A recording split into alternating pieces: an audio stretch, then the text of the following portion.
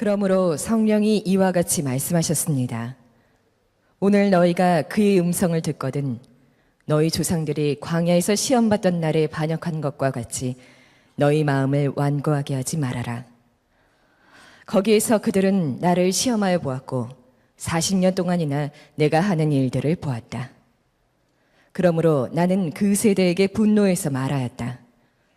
그들은 언제나 마음이 미혹되어서 내 길을 알지 못하였다. 내가 진노하여 맹세한 대로 그들은 결코 내 안식에 들어오지 못할 것이다. 형제자매 여러분 가운데에 믿지 않는 악한 마음을 품고서 살아계신 하나님을 떠나는 사람이 아무도 없도록 여러분은 조심하십시오. 오늘이라고 하는 그날 서로 권면하여 아무도 죄의 유혹에 빠져 완고하게 되지 않도록 하십시오. 우리가 처음 믿을 때 가졌던 확신을 끝까지 가지고 있으면 우리는 그리스도께서 주시는 구원을 함께 누리는 사람이 될 것입니다. 오늘 너희가 그의 음성을 듣거든 반역하던 때와 같이 너희의 마음을 완고하게 하지 말아라 하는 말씀이 있는데, 듣고서도 하나님께 반역한 사람들이 누구였습니까? 모세의 인도로 이집트에서 나온 사람들 모두가 아니었습니까? 하나님께서 40년 동안 누구에게 진노하셨습니까? 죄를 짓고 시체가 되어서 광야에 쓰러진 그 사람들이 아닙니까? 하나님께서는 누구에게 하나님의 안식에 들어가지 못하리라고 맹세하셨습니까? 순종하지 않은 사람들에게 하신 것이 아닙니까? 결국 그들이 들어갈 수 없었던 것은 믿지 않았기 때문임을 우리는 압니다.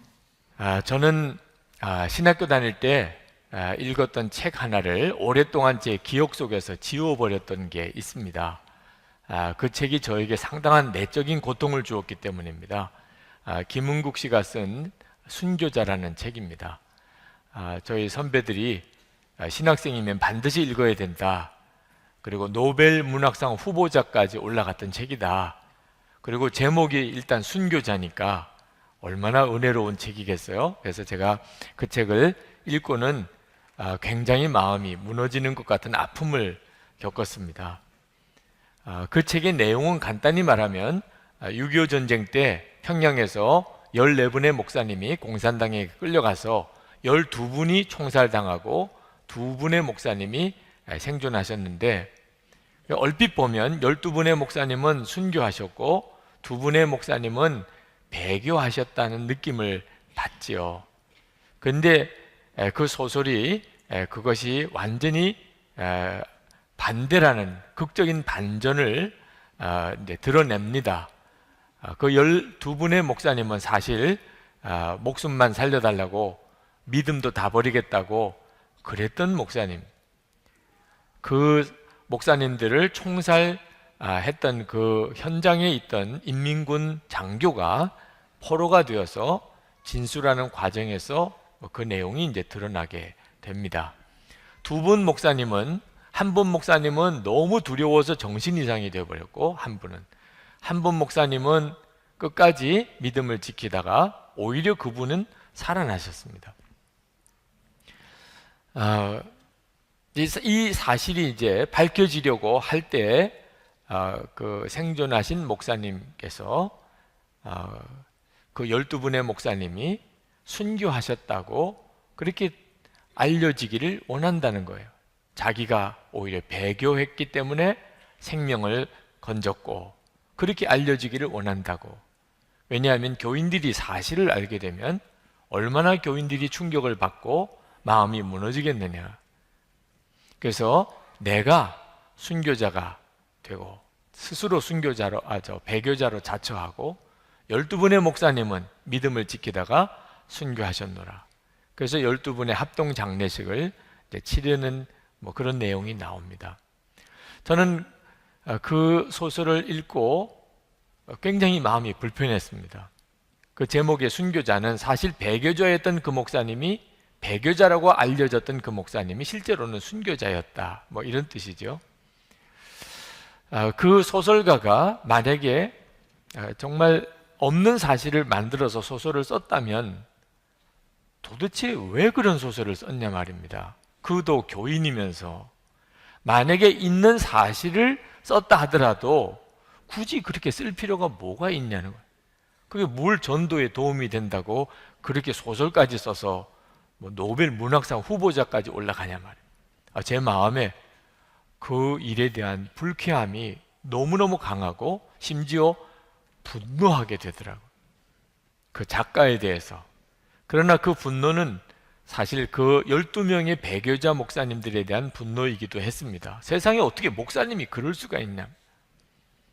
저는 신학교 들어갈 때 제가 자원해서 들어간 입장이 아니었고, 그래도 목사가 되었으니 뭔가 여기에 어떤 보람 있는 길이 있을 거라는 생각을 가지고 있었던 때였는데, 내가 믿는 이 믿음, 복음이라는 게 실상은 이것밖에 안 되는 건가?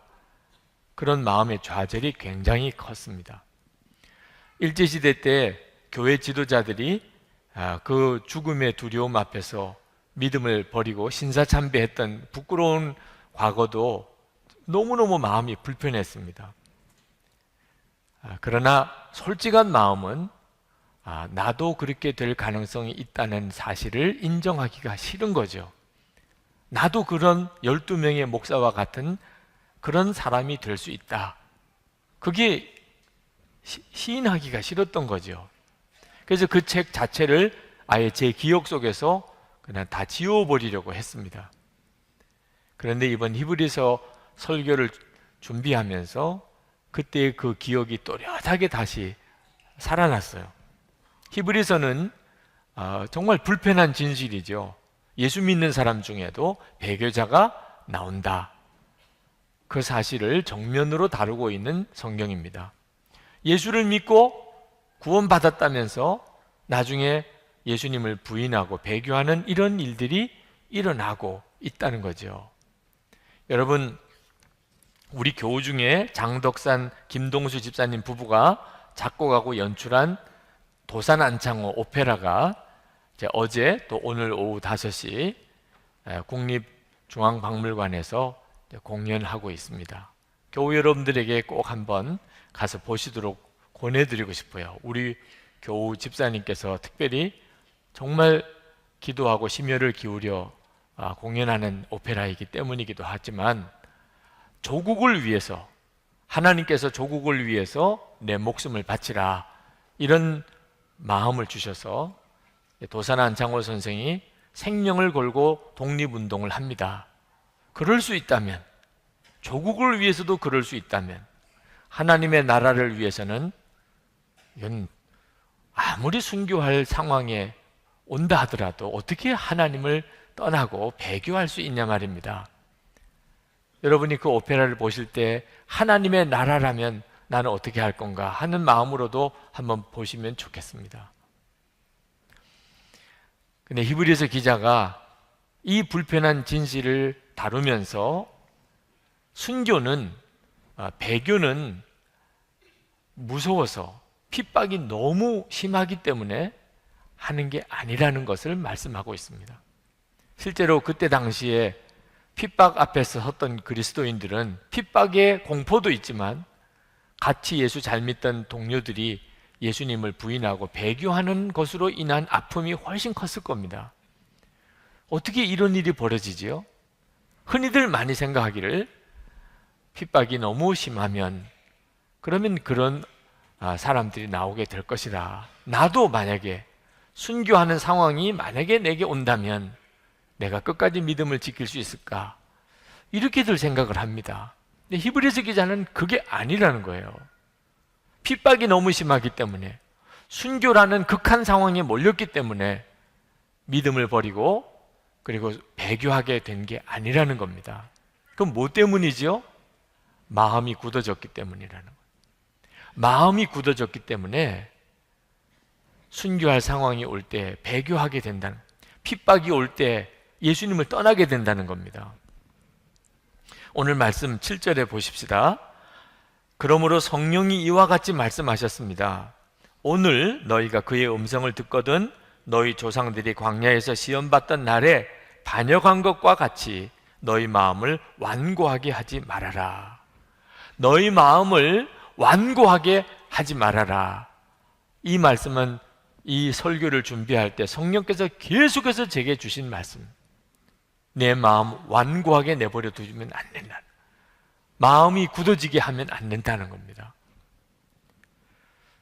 여러분 12절 말씀을 보시면 형제 자매 여러분 가운데 믿지 않는 악한 마음을 품고서 살아계신 하나님을 떠나는 사람이 아무도 없도록 여러분은 조심하십시오. 하나님을 떠나는 일이 핍박 때문에 온 게 아닙니다. 악한 마음을 품었기 때문입니다. 악한 마음에 문제가 생겼다는 겁니다. 마음에. 여러분, 나는 순교할 수 있을까? 여러분 걱정하지 마십시오.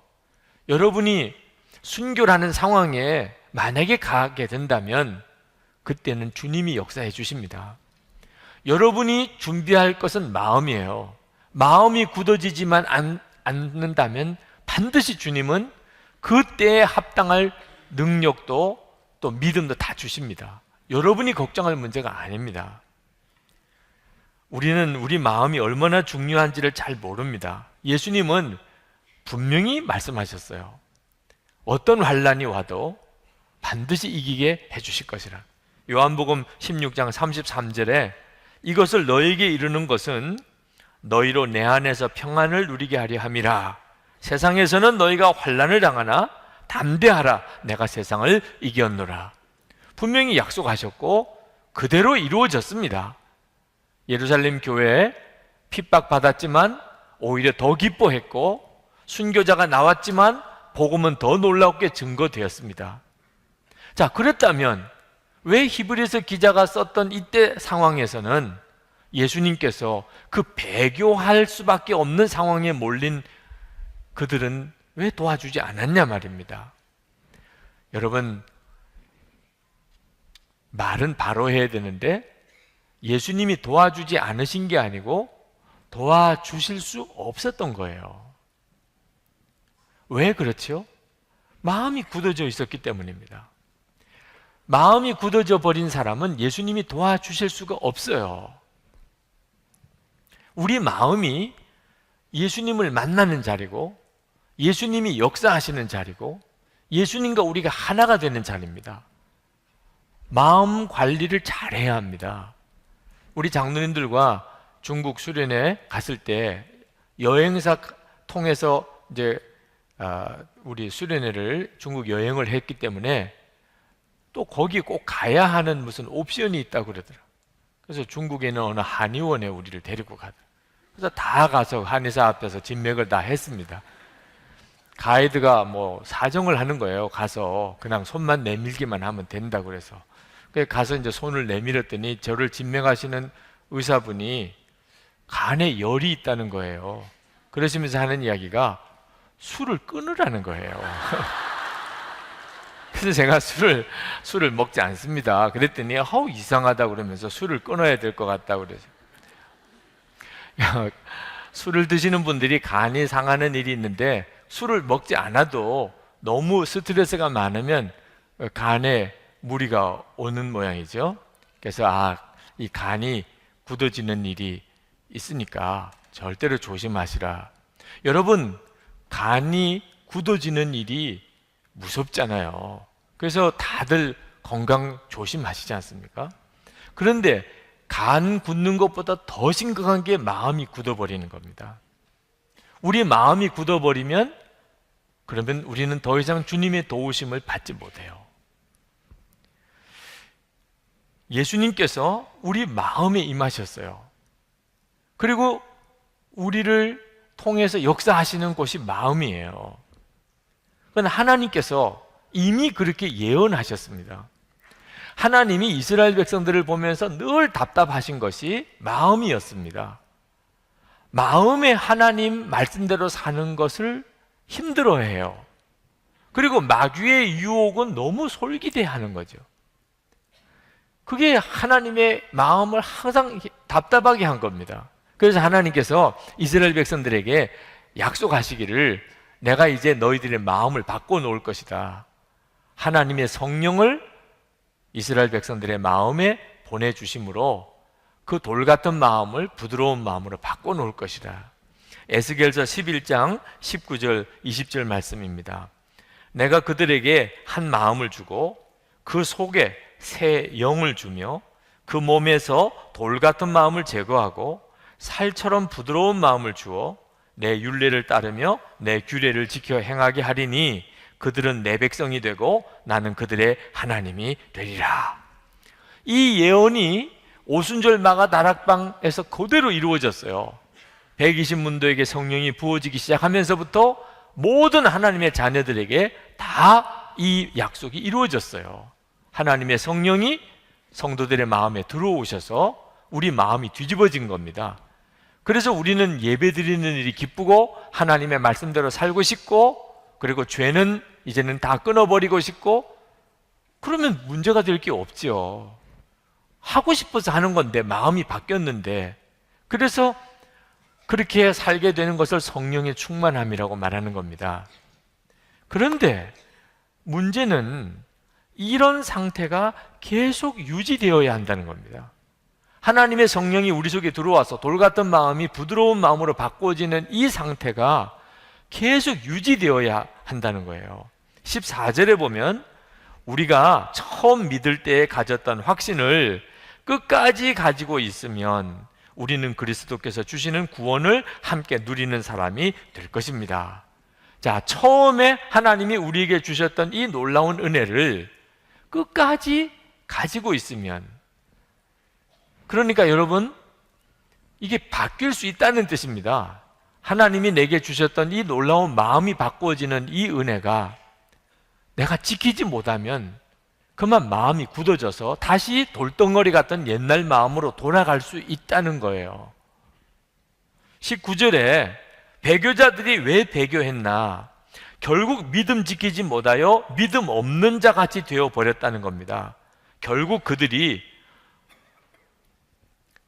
들어갈 수 없었던 것은, 여기 하나님의 안식입니다. 하나님의 안식에 들어갈 수 없었던 것은 믿지 않았기 때문임을 우리는 압니다. 분명히 처음에는 믿음을 가졌는데 그만 그 믿음을 잃어버렸던 거예요. 왜 그랬지요? 마음을 잘 지키지 못했기 때문입니다. 우리 마음이 쉽게 바뀝니다. 굳어져 버려요. 그 예를 15절부터 19절까지 출애굽기 17장의 사건을 가지고 예를 들고 있어요. 자, 이스라엘 백성이 출애굽하고 이제 광야 생활을 합니다. 그런데 광야길을 가다 보니까 물을 얻기가 어려워요. 그래서 그들이 광야를 지나면서 목이 마르는 이런 상황이 벌어졌습니다. 목이 마르고 또 물은 없고, 그러면서 계속 광야길은 걸어가야 되다 보니 그들이 물을 달라고 요구하는 것은 지극히 당연한 거죠. 그래서 그들이 모세에게 와서 우리에게 지금 물이 필요합니다. 마실 물이 없잖아요. 그러니 하나님께 기도하셔서 우리에게 물을 좀 주시게 해 주실 수 없을까요? 이러면 문제가 될 게 아무것도 없죠. 그런데 이스라엘 백성들은 어떻게 했느냐? 그들은 모세에게 몰려와가지고 막 손가락질을 하면서, 모세! 뭐 하는 거야? 우리를 죽이려는 거야? 이랬다는 거예요. 출애굽기 17장 3절에 거기서 백성이 목이 말라 물을 찾음에 그들이 모세에게 대하여 원망하여 이르되, 당신이 어찌하여 우리를 애굽에서 인도하여 내어서 우리와 우리 자녀와 우리 가축이 목말라 죽게 하느냐? 어떻게 말을 해도 이렇게 하냐 말입니다. 여러분, 누가 만약에 여러분과 여러분의 자녀들을 다 죽게 만들면 여러분은 어떻게 반응하실까요? 만약에 어떤 사람이 여러분과 여러분의 가족과 자녀들을 다 죽이려고 해요. 아마 여러분들도 대단할 거예요. 우리를 죽이려고 하는 거야? 뭐 이러면서 여러분들도 아마 한성질 하실 거잖아요. 그죠? 이스라엘 백성들이 모세에게 막 몰려와서 우리를 죽이려고 하냐? 우리 자녀들까지 다 죽이려고 하냐? 이러면서 할 때 모세가 얼마나 두려웠겠어요. 실제로 그는 하나님 앞에 저들이 나를 돌로 치겠습니다, 이렇게 고백을 했어요. 그런데 모세가 그 상황에서 이스라엘 백성들에게 뭐라고 대답을 했느냐? 너희들이 지금 어찌하여 여호와를 시험하느냐? 그렇게 소리쳤어요. 나에게 하는 거 아니다 말이에요. 지금 너희들이 지금 나에게 와서 소리 지르고 손가락질하고 나에게 아주 돌을 던져 죽일 태세구나. 그러나 그게 나를 향한 거냐? 하나님을 향한 거 아니냐? 하나님. 내가 너희들을 애굽에서 이렇게 광야로 데려 나왔냐? 하나님이 하셨잖아. 하나님. 너희들이 다 봤잖아. 홍해 갈라지는 것도 봤고. 그런데 지금 나에게 와서 너와 너희 자녀들을 죽이려고 한다고? 그건 하나님께 하는 이야기잖아. 여러분, 사람의 마음이 강팍해지면 할 말 못할 말 구분을 못하게 돼요. 하나님한테 막 소리 지르는 거예요. 마음이 강팍해져서 그렇게 된 겁니다. 아주 무서운 일이 벌어지게 된 거죠. 결국은 어떻게 됩니까? 그들이 다 광야에서 다 죽어요. 11절에 내가 진노하여 맹세한 대로 그들은 결코 내 안식에 들어오지 못할 것이다. 이스라엘 백성들이 왜 광야에서 다 죽었습니까? 마음이 강팍할 대로 강팍해져서 하나님에게 할 말 못할 말, 불평, 원망 다 저질렀기 때문에 결국은 이게 고쳐지지 않으니까 이스라엘 백성들은 다 광야에서 죽었죠. 그들은 가데스 바네아에서 차라리 죽는 게 낫다고 했어요. 그래서 결국은 내 말대로 되게 해줄 것이라. 여러분, 우리 마음이 이렇게 강팍해진단 말입니다. 그러나 하루아침에 그렇게 됩니까? 그렇지는 않아요. 이스라엘 백성들도 하루아침에 그렇게 됐겠습니까? 홍해를 지날 때 그들은요 얼마나 하나님을 찬양하고 춤췄는지 모릅니다. 기적이 곳곳에서 일어날 때마다 그들은 정말 놀라워했어요. 그런 사람들이 기적도 보았고, 그죠? 하나님의 놀라운 은혜도 경험했던 사람들이 어째 이리 마음이 강팍해졌나요? 마음 관리를 안 해서 그런 거예요. 막 불평이 생기고 의심이 생기고 원망이 생길 때 그때마다 그 마음을 다 정리를 해야 하는데 그걸 다 마음에 품어둔 거예요. 그러면서 마음이 서서히 강팍해진 겁니다. 그러므로 여러분, 너무 기적 바라보고 믿고 축복 바라보고 믿고 무슨 은사 바라보고 믿는 것 조심해야 합니다. 그게 우리의 믿음의 문제를 해결해 주지 못해요. 기적이나 무슨 체험을 따지면 이스라엘 백성만 하겠습니까? 그런데도 그들의 마음이 이렇게 강팍해진 걸 뭘 어떻게 설명해야 돼요? 우리의 마음은 항상 내 마음에 우리 주님이 계시고 내가 그 예수님을 의식할 때 내 마음이 계속 부드러운 마음을 유지할 수 있게 되는 거예요. 톨스토이 인생 독본에 보면 이런 이야기가 나옵니다. 어느 수도사가 하나님께 기도를 했습니다. 하나님, 제가 정말 하나님 기뻐하시는 믿음으로 살고 싶습니다. 어떻게 하면 하나님 앞에 진실되게 그렇게 살 수 있겠습니까? 그랬더니 하나님께서 저기 있는 저 농부집에 가서 며칠을 살아보라. 그 농부에게서 배울 게 있을 거다. 그러는 겁니다. 그래서 그 농부가 굉장히 경건한 사람인 줄 알고 이 수도사가 그 농부네 집에 가서 사는데 너무 실망스럽게도 배울 게 없는 거예요. 가만히 보니까 아침에 해가 뜨면 농부가 일어나면서 주여라고 한번 소리 지르고는, 그러고는 밥 먹고 부지런히 일터로 밭일을 하러 나가서 하루 종일 농사 일을 하고, 저녁에는 와서는 피곤한 몸으로 저녁 먹고는 또 쓰러져 자면서 주여 그러고는 쓰러져서 자는 것 밖에는 없는 거예요. 무슨 일터에 나가서 기도를 하는 것도 아니고 집에 돌아와서 성경을 보는 것도 아니고, 세상에 이런 농부한테 뭘 배울 게 있다고 배우라는지. 일주일 동안 지나고 난 다음에 하나님께 다시 나갔습니다. 하나님, 배울 게 없어요. 이 농부에게서 뭘 본받으라는지 저는 모르겠어요. 그랬더니 하나님께서 그러면 너 돌 항아리에다가 물을 채우고 그 돌 항아리를 가지고 마을을 돌으라. 그 대신에 물 한 방울 흘리면 안 된다. 그래서 이 수도사가 물을 담아서 돌 항아리 들고 마을을 한 바퀴 돌았습니다. 다 돌았습니다. 그래 하나님께서 그러면 너 그 돌 항아리 들고 한 바퀴 도는 동안에 나를 얼마나 생각했느냐? 주님은 전혀 생각을 못했습니다. 물 한 방울도 흘리면 안 된다고 그래서 그 물 흐르지 않도록 그것만 생각하느라고 주님 생각을 못했습니다. 그랬더니 하나님께서 하시는 이야기가 너는 이 물 하나 흐르지 않아야 된다는 요 하나만 가지고도 나를 전혀 생각하지 못했지 않냐. 근데 그 농부는 너가 다 봤지 않냐. 얼마나 일이 많으냐. 그 많은 일을 하면서도 하루에 2번이나 나를 불렀어. 2번이나 일어나서 주여, 잘 때 주여. 우화지요, 우화. 우리가 얼마나 주님을 의식하지 않고 사는지를 그 우화가 말해주는 겁니다. 우리 주님은요 2번 불러주는 것만도 너무 기뻐. 그래서 그 농부한테 가서 배우라고 했다는 우화를 톨스토이가 썼어요. 우리 주님이 정말 원하는 게 뭐죠? 제발 주님을 좀 의식해 달라는 거죠. 여러분의 마음은 왜 굳어집니까? 여러분의 마음에 예수님이 계시다는 것 자체를 의식을 하지 않고 사니까 그런 거예요. 예수님이 여러분의 마음의 왕이 되셔야 된다고. 당연히 그렇죠. 그럼 어떻게 왕이 되십니까? 예수님 내 마음의 왕이 되어 주시옵소서. 그렇게 기도하면 됩니까? 기도해도 안 되는 건 왜 그렇습니까? 기도하는 게 중요한 게 아니고 여러분이 예수님이 정말 여러분의 마음에 계신 것을 항상 의식하고 예수님이 기뻐하지 않는 마음, 생각은 마음에 아예 두려고도 안 하고 주님이 여러분에게 뭔가 깨우쳐서 말씀하신 것이 있으면 무슨 일이 있어도 그대로 순종하려고 하면 그냥 왕이신 거죠. 그러면 예수님이 여러분의 왕이신 거예요.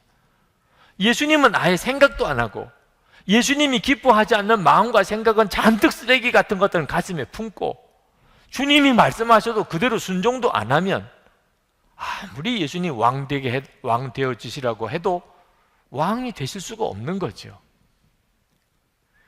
여러분이 예수님을 항상 의식하고 여러분 마음에 오신 것을 진짜 믿으면 그러면 마음이 굳어질 수가 없는 거예요. 그래서 영성일기를 쓰시라는 거죠. 그렇게 영성일기를 쓰시라고 권하는 이유가 뭡니까? 여러분의 마음을 매일 점검하시라는 거예요. 주님이 기뻐하지 않는 마음이 여러분 마음속에 자리 잡지 못하도록 매일 점검하시라는 거예요. 여러분의 마음이 굳어졌는지 아닌지 어떻게 알 수 있습니까? 여러분의 간이 굳어진 것을 자각할 수 없듯이 마음이 굳어진 것도 스스로 자각하기가 어렵습니다. 그러나 아예 모르는 건 아니에요. 예수님이 마태복음 11장 17절에서 이렇게 말씀하셨습니다. 우리가 너희를 향하여 피리를 불어도 너희가 춤추지 않고 우리가 슬피 울어도 너희가 가슴을 치지 아니하였다 함과 같도다. 여러분의 마음이 굳어졌는지 아닌지는 여러분이 하나님의 말씀을 듣고 지난 주간에 춤춘 적 있어요? 아니면 여러분들이 정말 가슴을 치면서 울어본 적이 있어요? 하나님의 말씀을 듣고 너무 기뻐서 춤춰본 적도 없고 하나님의 말씀을 듣고 너무 애통해서 울어본 적도 없다면 마음이 많이 굳어져 있는 거예요. 왜? 말씀은 그렇게 한 역사가 있는 말씀이니까. 그런데 여러분이 지난 한 주간 동안이나 최근에 내가 주님의 말씀을 듣고 기뻐서 춤을 춰본 적도 없고 주님의 말씀을 듣고 너무 가슴이 아파서 울어본 적도 없다면 지금 심각한 거예요. 지금 예수님은 분명히 내 마음에 계신데 나는 예수님을 의식해 본 적이 별로 없어요. 예수님을 의식하지 않고 산다는 이야기는 어떤 거죠? 소리 지르는 일도 많고 부부 사이에 싸우면서 소리 지르는, 애들한테 야단치면서 소리 지른 적. 이게 소리를 지를 수 있다는 게 무슨 뜻이에요? 나는 예수님 전혀 의식 안 한다는 거죠. 예수님 내 마음에 모시고 어떻게 소리 지르는 일이 일어나요? 모세가 이스라엘 백성들이 모세에게 찾아와서 막 삿대질을 하면서 그냥 죽일 듯이 눈을 부릅뜨고 소리 지를 때 이건 하나님을 향한 것이다. 그렇게 한 것처럼 여러분들이 어떤 상황에서든지 여러분이 큰 소리 지르고 혈기 부리고 그러면 진짜 믿는 겁니까? 예수님 여러분의 마음에 계신 걸 믿는 거예요? 주님 의식이 전혀 안 되니까 그런 거죠. 상당히 굳어 있는 거예요, 마음이. 여러분, 이거 정말 조심해야 합니다.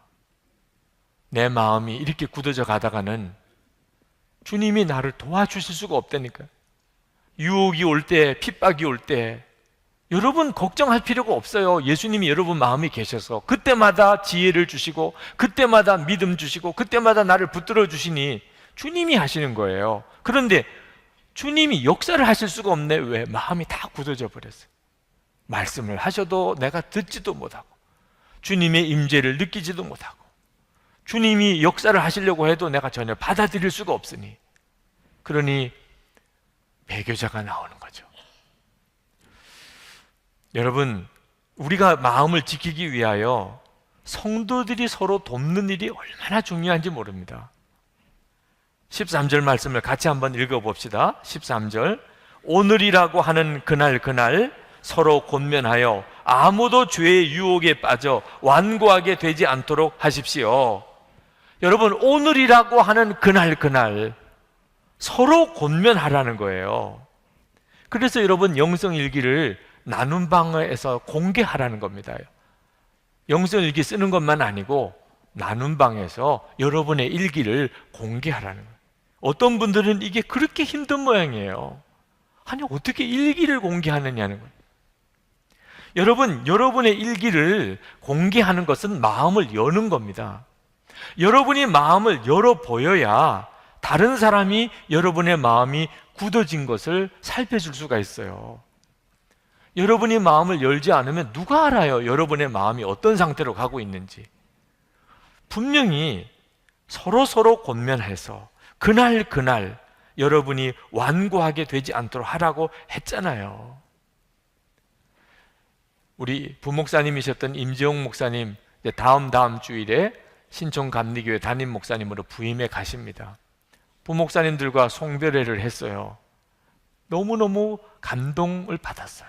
우리 부목사님들과 이렇게 마음이 하나가 되고 한 몸 공동체가 되어 가는 것이 너무 기뻤어요. 근데 전에는 그런 게 아니었습니다. 전에는 제가 부목사님들을 볼 때마다 속을 모르겠는 거예요. 속을. 저 목사님들이 열심히 교회에서 부목사님으로 일을 하시는데 속이 어떤지를 모르겠는 거예요. 아마 부목사님들도 저를 보면 저 속을 모르겠어 이러셨을 것 같아요. 여러분, 교회 안에 진짜 친구가 있나요? 많은 분들이 말합니다. 초등학교, 중학교, 고등학교, 군대 동기들은 함께 살라고 그래도 함께 살 수 있겠는데 교회 안에는 그런 친구가 없습니다. 많은 성도들이 그렇게 이야기합니다. 속마음을 서로 열어놓고 지내본 적이 없으니까 그래요. 겉으로만 교제한 거예요. 겉으로만. 교인들끼리도 서로를 보면 속을 모르겠는 걸, 속을, 저 사람의 속을. 여러분, 일기를 공개하는 것이 얼마나 놀라운 결과를 가져오는 줄 아십니까? 비로소 우리가 한 몸이 되는 거예요. 마음이 통하니까. 우리 안에 계신 분이 예수님, 내 마음에 계세요. 예수님과 나 사이에 마음에서 하나가 됩니다. 성도들끼리 마음이 서로 열리면 성도들 안에 주님으로 인하여 하나가 되는 역사가 일어나요. 이건 엄청난 역사예요. 교회 일 열심히 하고 아주 믿음이 좋아 보이는데 문제는 속을 모르겠는 분이 있어요. 이유는 본인이 속을 열어 보여주지를 않으니까. 혹시 여러분의 속마음을 이렇게 아직도 열지 않고 계신 분이 있습니까? 좋은 말도 할 때 여세요. 네. 여러분, 영성일기도 쓰시고 그것을 나눔 방에서 공개하세요. 아유, 목사님, 그 말도 안 돼요. 제 속에 있는 거 어떻게 다 보여줘요? 여러분, 지금 그런 마음이 있으시다면 오늘까지는 제가 눈 감아 드릴게요. 오늘. 지금 마음 공개할 수 없다. 지금 마음. 있을 수 있어요. 얼마든지 그럴 수 있다고 인정해요. 여러분의 마음에 지금 공개할 수 없는 그거 오늘은 정리하는 날로 삼으세요. 그러면 나중에 기도 시간 드릴 테니까 그때 주여 이 마음 다 이 시간에 다 내가 정리합니다. 다 내 속에서 다 떠나보내겠습니다. 예수님의 보혈로 씻어 주시옵소서 하세요. 그거. 그리고 내일부터 공개하면 되잖아.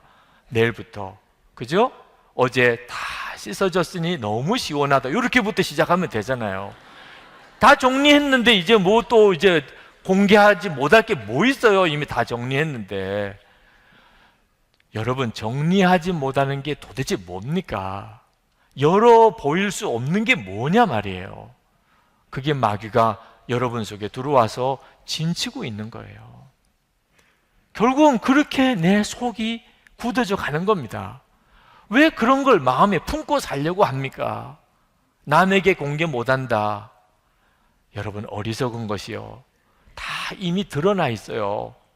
수많은 증인들이 다 보고 계시고, 천국에 있는 수많은 증인들이 다 보고 계시다. 뭐 감추고 말고 할 게 없다니까. 예수님은 이미 내 마음에 와서 다 알고 계시고, 그런데 뭘 도대체 공개를 못해요? 그래도 공개를 못할 것 같다. 이미 속고 마귀에게 사로잡혀 있는 거예요. 이거 해결 못하면 결정적인 순간에 주님은 아무 역사를 못하는 순간 옵니다. 지금 오늘 본문에 말씀하신 이 기가 막힌 일들이 벌어지는 거예요. 초기 웨슬리 공동체, 영국을 다 뒤집었어요. 영국이 무혈혁명으로 그들이 완전히 바뀌어버렸어요. 나라가.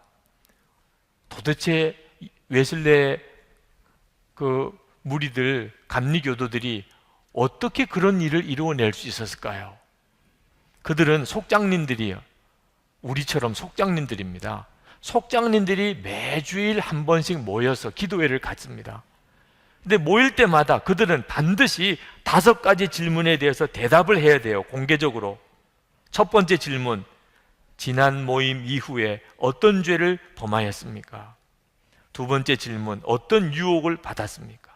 세 번째, 어떻게 그 유혹에서 벗어났습니까? 네 번째, 그것이 죄인지 아닌지 확실치 않은 어떤 생각과 말과 행동이 있었습니까? 다섯 번째, 당신에게는 숨기기를 원하는 어떤 비밀도 없습니까? 요 5가지에 대해서 분명한 고백을 해야 됐어요. 그러니까 초기 웨슬레 공동체의 속장님들은요, 조금도 마음에 이게 뭐 걸리는 거, 감춘 거, 숨긴 거, 은밀한 죄, 심지어 미움, 원망, 불평까지 마음에 없었어요. 항상 점검하고 사니까. 그러니 성령께서 그들을 통해 너무너무 강하게 역사하신 거예요. 기도를 하면 불이에요. 그들이 나가서 전도하면 사람들이 그냥 그대로 예수 믿고 영접해서 들어오는 거예요. 그들이 바로 살면서 기도에 능력이 있으니까 주변에 엄청난 변화와 부흥이 일어나는 거예요. 우리에게 필요한 거 아닙니까? 지금이야말로 우리에게 필요한 거잖아요. 역사는 주님이 하시는데 문제는 깨끗한 마음을 가진 사람이 몇이나 되냐 말이에요. 마음마저도 깨끗한 사람이 얼마나 되냐 말입니다. 예수님을 항상 바라보고 예수님이 마음의 왕이 되신 사람이 몇이나 되냐 말이에요. 여러분, 예수님을 마음의 왕으로 모시고 살아보세요. 여러분이 그렇게 살려면 여러분 주위 사람들도 그렇게 돼야 돼요. 프랭크 루박의 기도일기라는 책이 이번에 새로 나왔습니다. 1937년도에 프랭크 루박의 일기예요. 그 4월 16일 일기에 보면은 프랭크 루박이 이렇게 쓰고 있습니다. 하나님, 제가 다른 사람에게 순간순간 하나님을 의식하는 삶을 살라고 하는 것을 말하지 않으면 제가 실패할 수밖에 없다는 사실을 깨달았습니다. 제가 환경을 주도하지 않으면 저는 환경의 희생자가 될 뿐입니다. 환경이 저를 만듭니다. 하지만 저는 환경을 선택할 수 있습니다. 프랭크 루박이 왜 자꾸 주변 사람들에게 순간순간 분초마다 하나님을 바라보세요, 하나님을 의식하시고 일기를 써보세요, 자꾸 그렇게 말했느냐 하면은 자기가 늘 하나님을 바라보고 살고 싶어서 그래요. 주변에 있는 사람들이 다 마음을 가리고 이중적으로 살면 자기도 영향을 받게 돼요. 다 그렇게 사니까 자기도 그렇게 살게 되는 거죠. 나만 마음 열면 이상한 사람이 되잖아요. 그러니까 주변에 있는 사람들도 다 하나님께 마음을 열고 늘 주님 바라보고 그걸 일기로 쓰고 그렇게 살도록 만들어 놓으니까 나도 그렇게 쓰게 되잖아요. 제가 여러분들에게 그렇게 영성일기 쓰라고 하는 이유가 뭘까요? 제가 살고 싶어서 그런 거예요. 나이가 이제 50 후반 들어가고 이제 60대가 되고 70대가 되면 그러면 저도 제 마음을 어떻게 종잡을 수 있을지 보장 못하는 겁니다. 마음이 굳어질 수 있는 것, 누구나 다 그렇죠. 날마다 주님을 바라보고 내 마음을 점검하고 그러려니 부목사님들에게도 다, 또 우리 장로 아카데미 하시는 나눔방에도 다 제 일기를 공개합니다. 우리가 사는 길이에요. 여러분이 사는 길이, 여러분도 영성일기 쓰고, 그리고 나눔방에 들어가고, 그리고 다른 사람들도 쓰게 하고, 그리고 같이 점검해주고 사는 거예요. 이번에 김성일 장로님이 아들아 일어나 걸어라 하는 책을 내셨더라고. 유학을 간 아들들에게 그 편지 보냈던 내용을 모아서 이번에 책을 냈습니다. 제가 읽어보니까 장로님이 그 편지를 쓰려고 얼마나 많은 책들을 읽었고 기도했고 했는지를 알겠더라고. 자녀들에게 믿음의 유산을 남겨주려고, 신앙의 교훈을 전해주려고 아주 몸부림쳤던 그 편지들이 책으로 나왔어요. 근데 제 마음에 느껴지기를, 이 편지를 쓰면서 누가 제일 변했을까? 장로님 자신일 것 같더라고요. 장로님 자신이. 그 편지를 쓰려고, 그 한 페이지의 편지를 쓰려고 그는 얼마나 많은 책을 읽고 기도했을까? 여러분, 영성일기 쓰면서 나누면서 우리 자신이 가장 유익을 받습니다. 예수님 우리 마음에 계세요. 핍박이 올 거 걱정 마세요.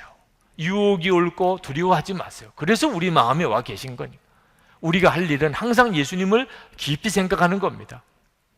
1절 말씀 오늘 읽지는 않았습니다만 이 시간에 같이 한번 읽읍시다. 1절 말씀입니다. 그러므로 하늘의 부르심을 함께 받은 거룩한 형제 자매 여러분, 우리가 고백하는 신앙의 사도요 대제사장이신 예수를 깊이 생각하십시오. 아멘. 아멘. 이것이 하나님이 우리에게 준 답이에요.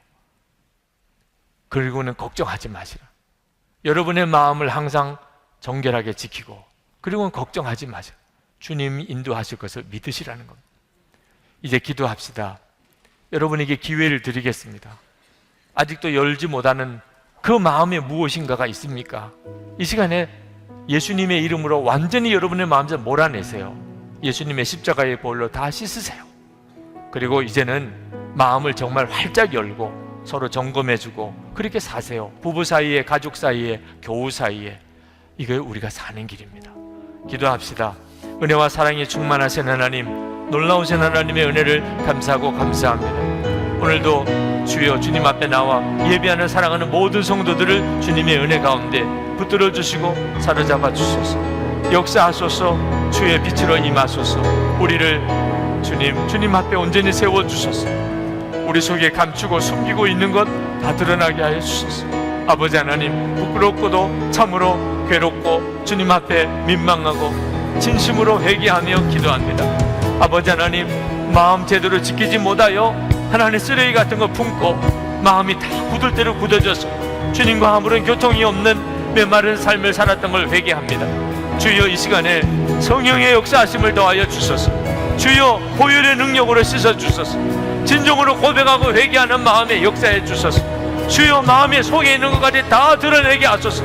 주여, 빛으로 비춰 주소서. 주님을 향하여 섭니다.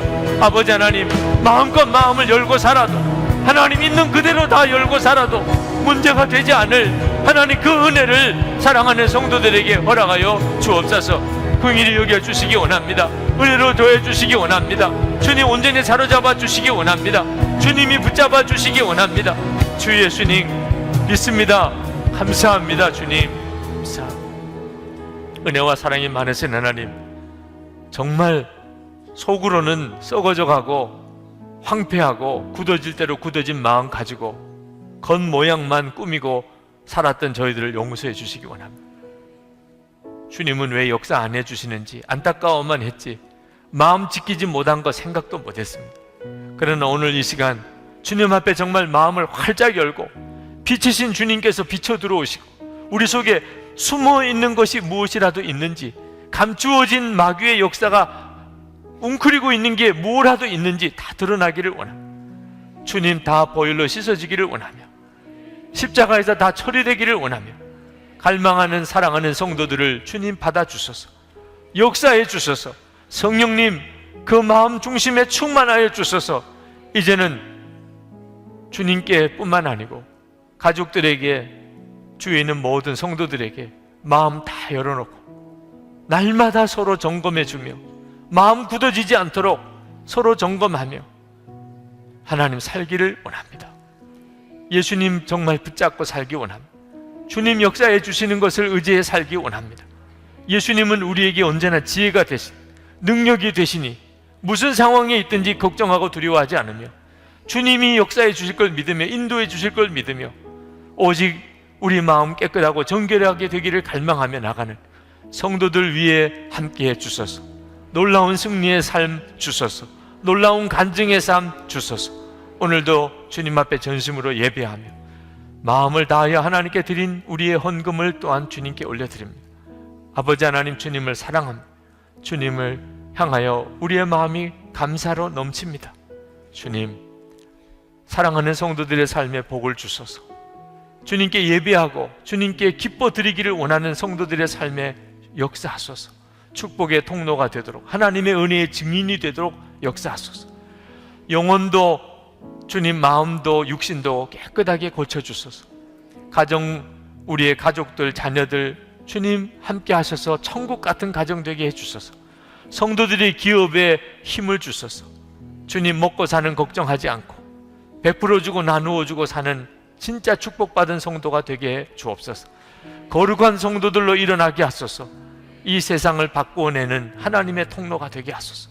북한에 있는 동포들 구원해내고 복음 안에 통일되는 역사가 성도들과 교회를 통해 일어나게 하소서.